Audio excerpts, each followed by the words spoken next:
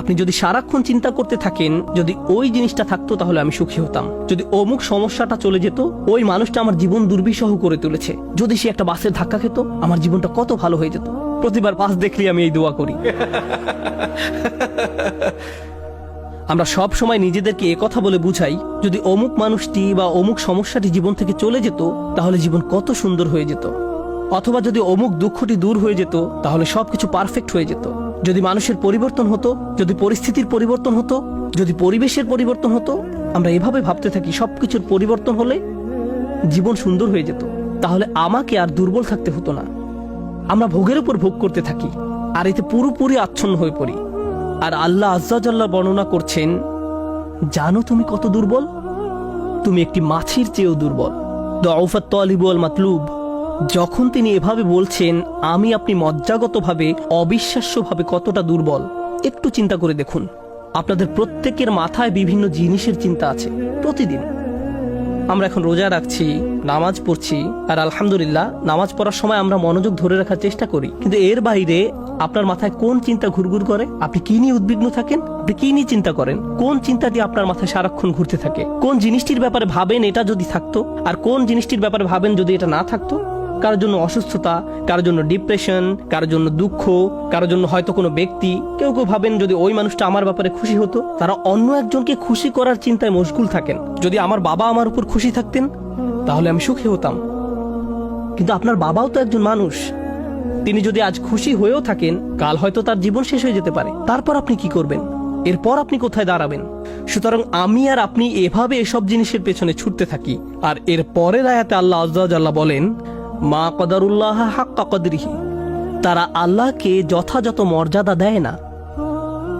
ইন্নাল্লাহ কাউইয়ুন আজিজ, নিশ্চয়ই আল্লাহ শক্তিধর, মহাপরাক্রমশালী। তুমি দুর্বল কিন্তু আল্লাহ সর্বশক্তিমান। তিনি আরো বলেন, তোমরা আল্লাহকে যথাযথ মর্যাদা প্রদান করনি। জানেন তিনি আমাকে আপনাকে কি বলছেন? তিনি বলছেন তোমরা বিভিন্ন জিনিসের পেছনে ছুটবে, তোমরা বিভিন্ন মানুষের পেছনে ছুটবে, তোমরা এই দুনিয়ার যত কিছুর পেছনেই ছুটো না কেন এর প্রতিটি জিনিসের একদিন সমাপ্তি হবে। এর প্রতিটি জিনিস দুর্বল। এই কারণে তুমিও দুর্বল হয়ে পড়েছো। এই জন্য তুমি বারবার দুঃখ ভারাক্রান্ত হয়ে পড়ছো। ফলশ্রুতিতে তুমি বারবার ক্ষতির সম্মুখীন হচ্ছ। কিন্তু শেষবারের মতো যখন তুমি এই সিদ্ধান্ত গ্রহণ করবে তোমার যত চাওয়া পাওয়া আছে তার মাঝে সবচেয়ে বড় চাওয়া পাওয়া হলো তোমার মালিককে খুশি করা, যখন তুমি সবকিছুর উপরে আল্লাহর সন্তুষ্টিকে প্রাধান্য দাও, যখন তুমি সত্যিকার অর্থে তোমার অন্তর থেকে এটা করতে পারবে, একমাত্র তখনই, যেহেতু তিনি শক্তিধর। জানেন আল্লাহ এইমাত্র আমাদের শেখালেন যখন তুমি দুর্বল কাউকে পেতে চাও তখন তুমিও দুর্বল হয়ে পড়ো, কিন্তু তুমি যদি আল্লাহকে চাও যিনি শক্তিধর এবং মহাপরাক্রমশালী, তাহলে এটা তোমাকে কেমন করে তুলবে? এটা তোমাকেও শক্তিশালী করে তুলবে। আর যখন তুমি শক্তিশালী হয়ে উঠবে জীবনে বিভিন্ন জিনিস আসবে যাবে, কিন্তু তোমার শক্তিমত্তার কোনো কমতি হবে না। যে জিনিসের পেছনে তুমি ছুটছো তা ভেঙে পড়ার কারণে তখন তুমি আর ভেঙে পড়বে না, কারণ তুমি দুনিয়ার এসব তুচ্ছ জিনিসের চেয়েও অনেক অনেক উচ্চ একজনের সন্তুষ্টির অন্বেষণ করছো। আমি বলছি না যে আপনি এই দুনিয়ার কোনো কিছু চাইতে পারবেন না, কিন্তু আয়াতটি আমাদেরকে একটি ব্যাপারে শিক্ষা দিচ্ছে। আমরা যখন এসব পার্থিব বিষয় কামনা করব আমরা বুঝবো যে এগুলো দুর্বল। পার্থিব এসব বিষয় জীবনে আসবে যাবে, কিন্তু আমরা কখনো আল্লাহকে হারাতে পারবো না। লক্ষ্য করুন, মানব জাতির ব্যর্থতা হলো যখন তারা পার্থিব কোনো জিনিস পেতে ব্যর্থ হয় তারা আল্লাহকে ভুলে যায়। তাদের চাওয়া পাওয়ার জিনিসটি না পেলে তারা নামাজ পড়া ছেড়ে দেয়। তারা যা চায় তা যদি না পায় তারা এভাবে বলে, এভাবে দোয়া করার অর্থ কি?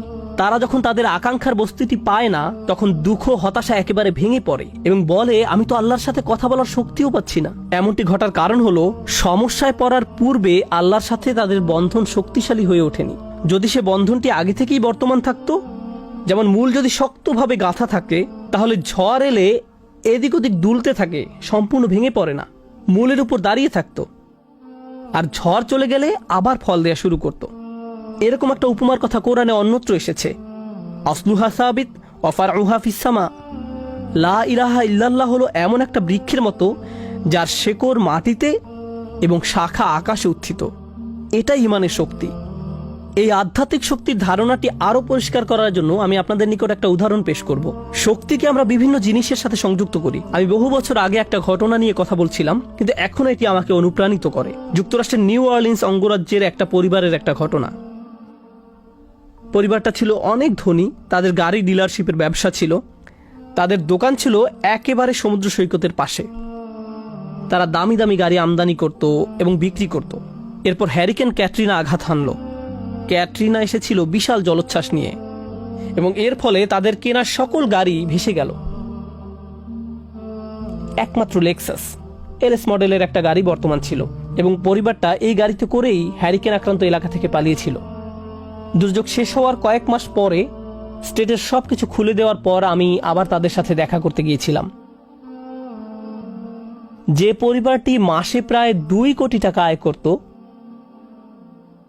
তারাই এখন সেই লেক্সাস গাড়িতে করে পিজা ডেলিভারি দিচ্ছে। পরিবারটি এখন এই কাজ করছে। এক ব্যক্তির পিজা দোকানের জন্য তাদেরকে হায়ার করা হয়েছিল। মা বাবা দোকানে পিজা বানাতো আর ছেলে লেক্সাসে করে সেই পিজা ডেলিভারি দিত। আমি যখন এটা দেখলাম, কল্পনা করতে পারেন অন্য কেউ যদি এরকম পরিস্থিতিতে পড়তো, অন্য কোনো মিলিয়নিয়ার যদি এভাবে দেউলিয়া হয়ে যেত, তাদের কি হতো? তারা সম্পূর্ণ হতাশ হয়ে যেত, মদের বোতল হাতে জীবন পার করে দিত। কারণ তারা মনে করত যা তাদের ছিল তাই তাদের শক্তিশালী করেছে। এখন যেহেতু এই সম্পদ হারিয়ে গেছে, আমার পক্ষে আর এই পরিস্থিতি মোকাবেলা করা সম্ভব নয়, এই ধরনের ক্ষতি সহ্য করা সম্ভব নয়।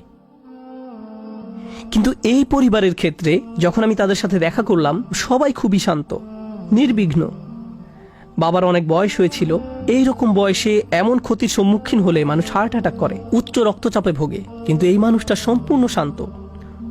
তো আমি তাকে জিজ্ঞেস করলাম, কিভাবে এটা সম্ভব? আমি এমনকি আমার প্রশ্ন করাও শেষ করতে পারিনি। আমি শুধু বললাম, কিভাবে? তিনি হেসে উঠলেন।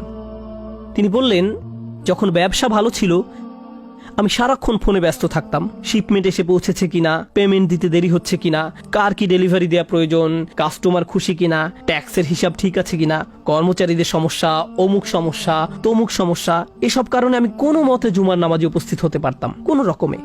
কিন্তু এখনো তো টেবিলে খাবার আছে, এখনো তো আমাদের মাথার উপর ছাদ আছে, আর এখন আমি নিশ্চিন্তে মসজিদে গিয়ে নামাজ আদায় করতে পারি। আর সকালে ঘুম থেকে উঠে আমাকে কিচ্ছু নিয়ে ভাবতে হয় না, একমাত্র আমার রবকে মনে করা এবং তার কৃতজ্ঞতা জ্ঞাপন করা ছাড়া। আমার আসলে মনে হয় আমার জীবন শেষ হওয়ার পূর্বে আল্লাহ আমাকে সহজ জীবনের এই নিয়ামত দান করেছেন। সেই বাবা এটাই বলেছিলেন, কোনো সাধারণ মানুষের পক্ষে এভাবে কথা বলা সম্ভব নয়। আপনি যদি এমন কথা অন্য কোনো ব্যবসায়ীকে বলতেন, সে বলতো এই লোকটার মাথা নষ্ট হয়ে গেছে, তার সকল সেন্স নষ্ট হয়ে গেছে। আর এই জন্যই এখন সে তার মাথায় এই পরিস্থিতির একটা যৌক্তিকতা খুঁজে নিয়েছে। আপনাদেরকে একটা কথা বলছি, একজন মানুষের পক্ষে কেবল তখনই এভাবে কথা বলা সম্ভব যখন সে বুঝতে পারে যেসব জিনিসের পিছনে সে ছুটছে তা দুর্বল। কেবলমাত্র আল্লাহই শক্তিশালী।